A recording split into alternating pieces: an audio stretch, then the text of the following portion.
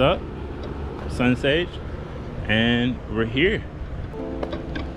I'm at a local farm volunteering, but they gave me a project to do, and I'm gonna record it. I'm gonna record the project.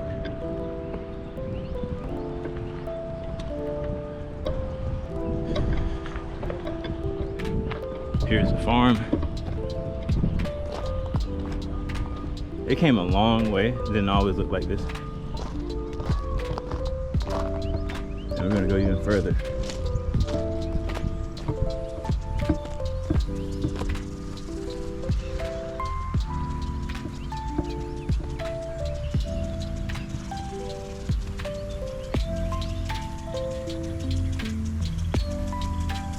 We got 3 rows of collard greens, 4 rows of collard greens. I know how to count. Here's my project over here. This used to be a baseball field, I think. Yeah, it used to be a baseball field, but it got overgrown.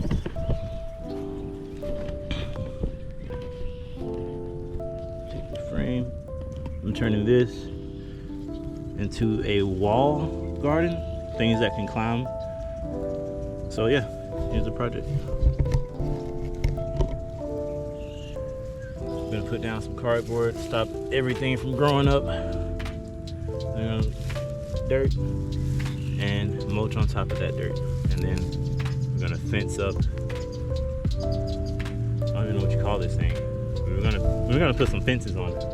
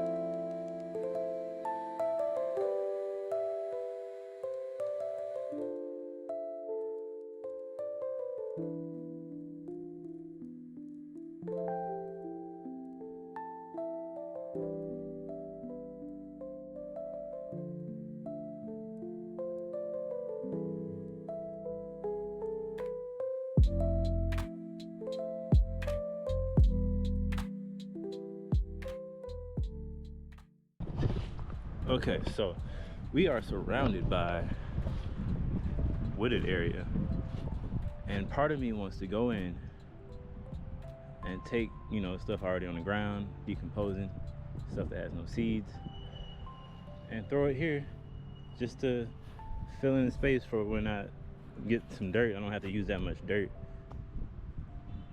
Just use like, I don't know, maybe 3-4 inches of dirt, and the rest of it I'll probably have to use more, maybe 6, I don't know. But yeah, fill in some space, that way I don't have to use that much dirt. And yeah,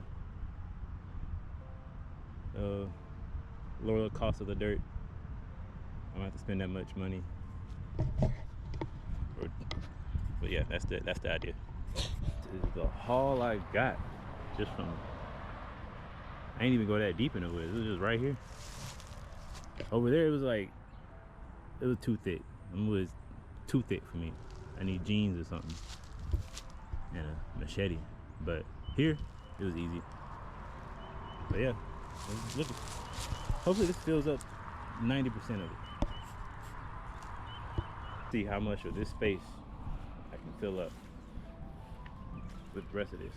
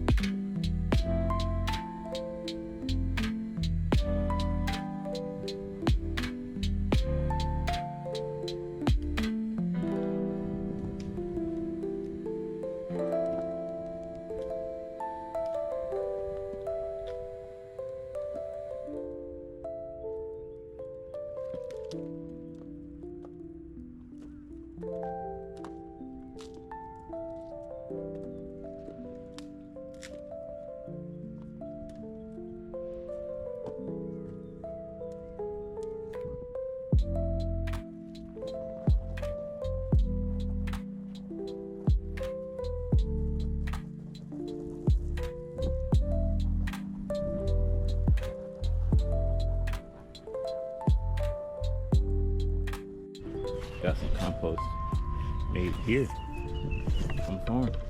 I'm gonna fill up first layer of compost. Hopefully we have enough.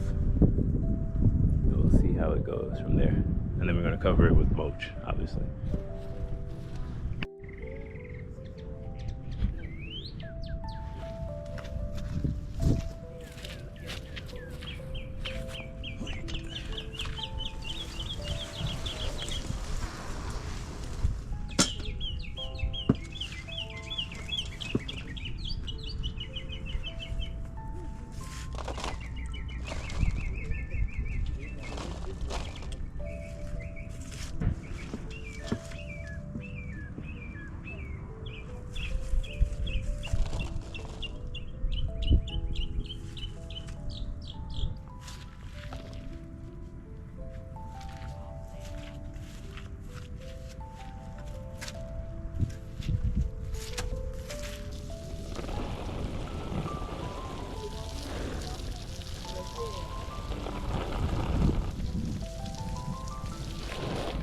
Up,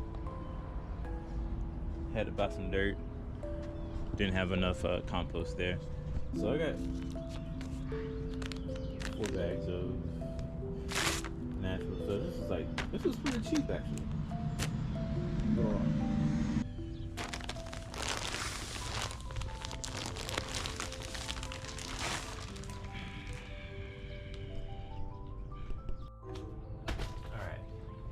thank goodness, they have a wheelbarrow.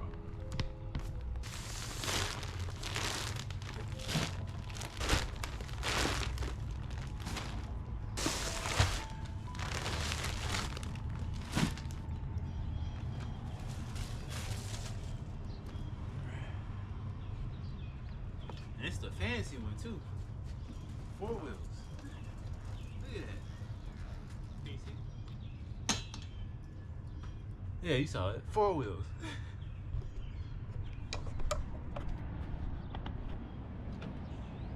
You don't see those too often.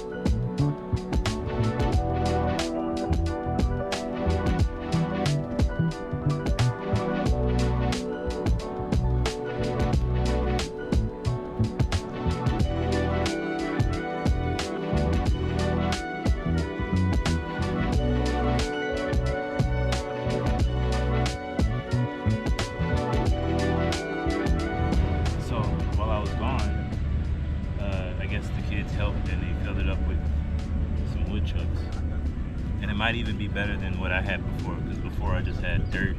I had the wood and the dirt. I mean, you saw it. But I got the wood chunks first, and it might be better. More airflow.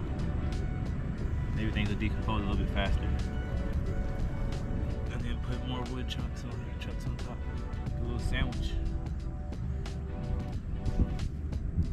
I got this idea from Annie of all trades. Shout out to Annie of all trades. This is her idea. I'm just using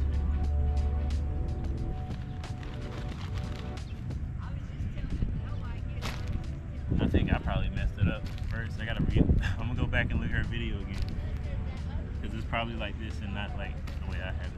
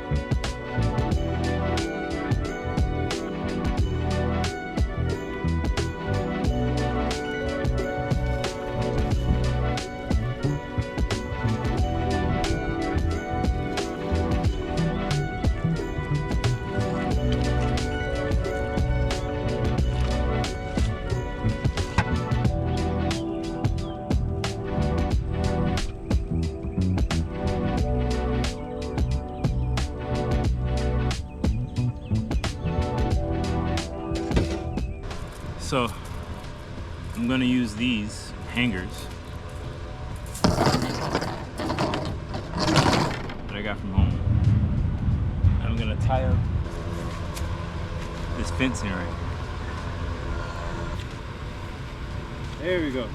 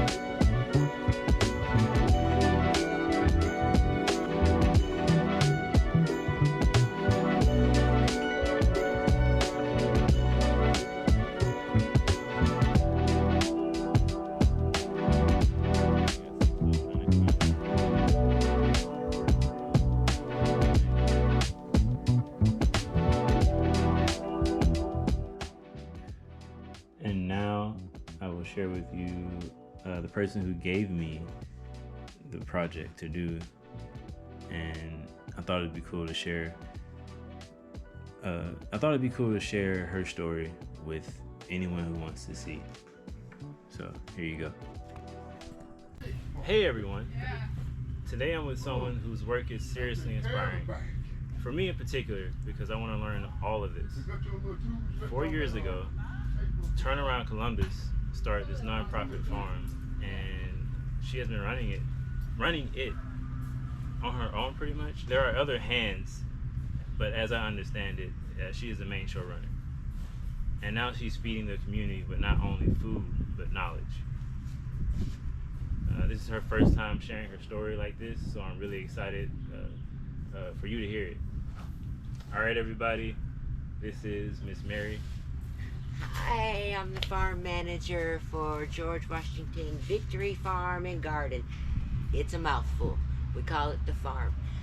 It was through a nonprofit, Turnaround Columbus. The farm actually has been a vision of Ronzel Buckner's for over 17, 18 years. I remember sitting on the porch with him back in the neighborhood, and he told me, I'm going to drop a farm in the middle of the food desert community. I said, let's do this. Wow. Funny how the journey did include me still to this day, so I'm honored to be the farm manager. I want to look more into that. Okay. Do you know what inspired him to start the farm?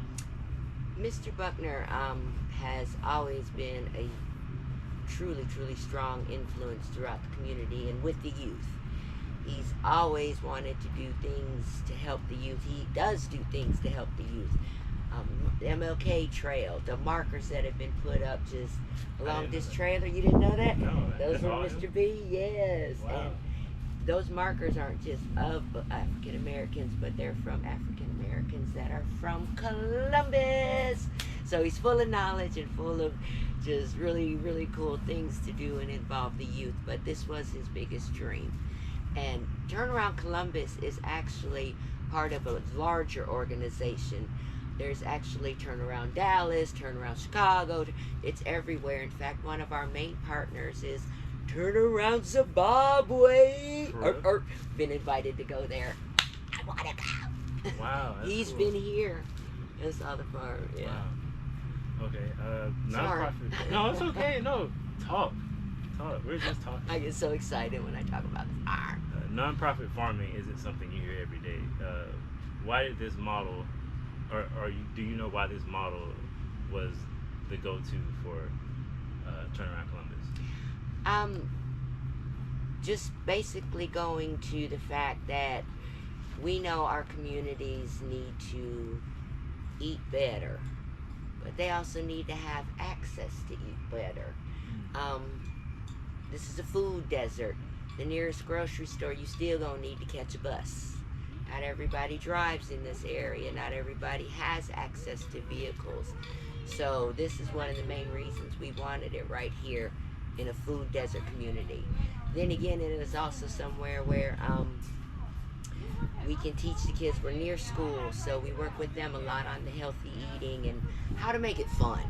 Because we all know veggies are not fun. Yeah. The cool thing though is when they can start the seed and watch it grow from the beginning, and the kids that come out here get to. A lot of them think that vegetables come from Walmart. They have no idea. That's the only place. No idea. So, part of the fun. Yeah. Okay. What was it like starting out? Did you ever think, what did I get myself into, or was it full steam ahead, like from the get-go? Because this isn't the only thing you do that serves the community. You're also a crossing guard, and you're raising a family. This particular project wasn't a journey I chose to be on. The first part, phase one of the project, was full steam ahead. They were getting ready to break ground. A lot of things were happening down here. Someone at one time had donated 3 or 4 beds on the upper level that didn't have much attention going to it. Well, our journey, we had lost our son, 17. Our son committed suicide, and emotionally, physically, spiritually, I was lost. And let's not pretend you know you know my Rawson, you know his. We grew up. Yeah, we grew up. So, you know the place I was in. So Mr. B came to me and said, hey, I got a little area, won't nobody bother you. Have at it, do what you're gonna do. We're gonna concentrate on the bottom. So that area up top has seen many different sides of me, and it's my healing spot. And slowly I migrated and allowed more things to come my way, and next thing I know, they trusted me with this farm and they gave me a key. So no, that's how my journey began here, and I wouldn't change it. This is the pathway he put me in. That's beautiful. Man, running a farm sounds intense, and as you alluded to the upper level, this is even the whole farm. There's a whole other level up there. What does a typical day look like for you? Well, my first thing, I don't know if y'all can hear Romeo in the back. My chickens. I know. I'm a chicken mom for the first time in my life. And so I tend to run out here, and the first thing, as I'm running to the chickens, I'm surveying what might have been missed with our watering system, what's going to be harvested today, so I can get things like that pulled and ready. With the help of our volunteers, which we are now getting. No, y'all don't know that part, do you? But other than that, just figuring out what needs to be planted, what can go in a bed next go around, how many days out do we need to start something, so by the time this bed gets, just want a constant supply of food, and we want quantity. So I have to look at, even though there's little things that I might want to grow, if it can't feed many, it's not gonna do me any good out here. I like that, because when I first started growing, I didn't realize like all the intricacies in it. Like, you got to know what can grow right now, and if you start too late, you kind of wasted a lot of time and food. I've wasted a lot of time over the years. kill a lot of plants. Like, done that also. Okay, so you're growing food for the whole community. Can you talk about who you serve, the main groups of people that come for the food, and how do they get the food? Okay. We're finding that the main groups tend to be the elderly. We don't call them that out here. There are happy hearts. But it is the older group. They know their veggies. They love their fresh veggies. They have friends that need fresh veggies, and so they might be a pickup person for 6 other people type of thing.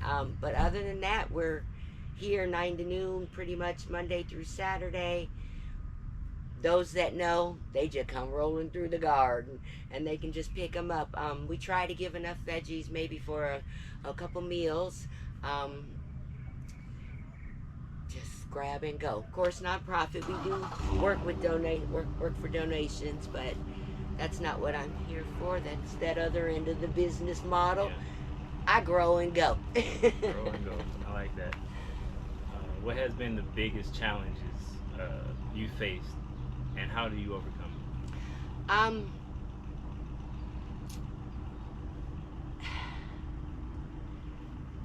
I don't. It's a lot of challenges. I don't think there's.